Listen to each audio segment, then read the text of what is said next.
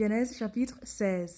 Salut, moi je m'appelle Lydia et aujourd'hui je vais lire un peu plus de la Bible en essayant de lire la Bible entière, chapitre par chapitre, jour par jour, jusqu'à la fin.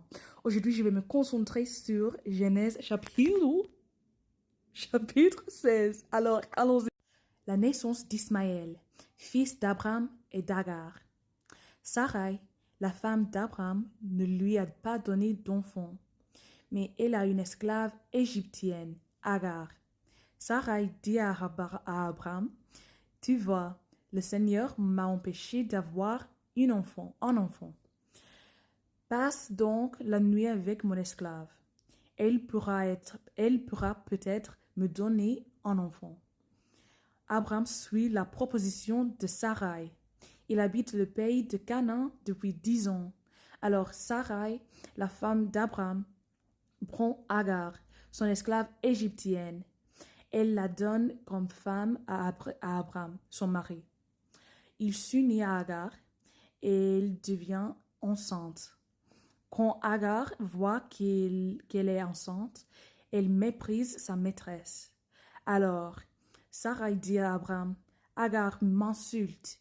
Occupe-toi toi-même de cette affaire.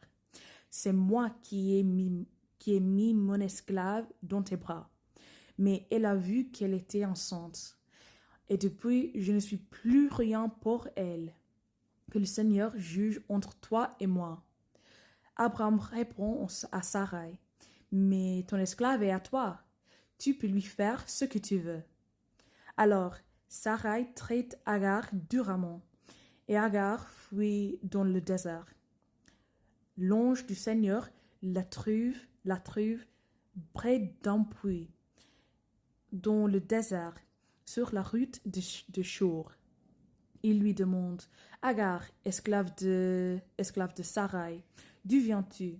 Où vas-tu? » Elle répond, « Je suis Sarai, ma maîtresse. » L'ange du Seigneur lui dit, « Retourne chez ta maîtresse et obéis-lui. » L'ange du Seigneur lui dit, « Je te donnerai beaucoup d'enfants et de petits-enfants. Ils seront si nombreux qu'on ne pourra pas les compter. » L'ange du Seigneur lui dit encore, « Tu es enceinte et tu vas avoir un garçon. Tu l'appelleras Ismaël. En effet, le Seigneur a entendu ton cri. Ton fils sera comme un âne sauvage. Il luttera contre tout le monde et tout le monde luttera contre elle.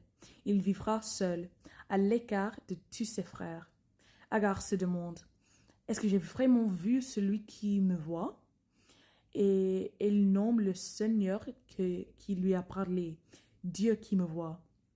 C'est pourquoi on appelle les puits de Lahai-Roi, c'est-à-dire le puits du vivant qui me voit.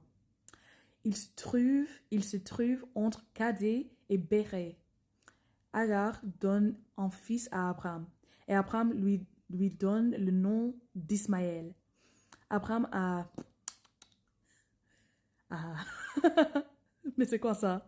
Oh, 86 ans quand Agar lui donne Ismaël. Oui, je ne peux pas compter. Alors, merci de m'écouter aujourd'hui et de lire la Bible avec moi et aussi de supporter mon accent, ma prononciation, ma vélocité et mes erreurs.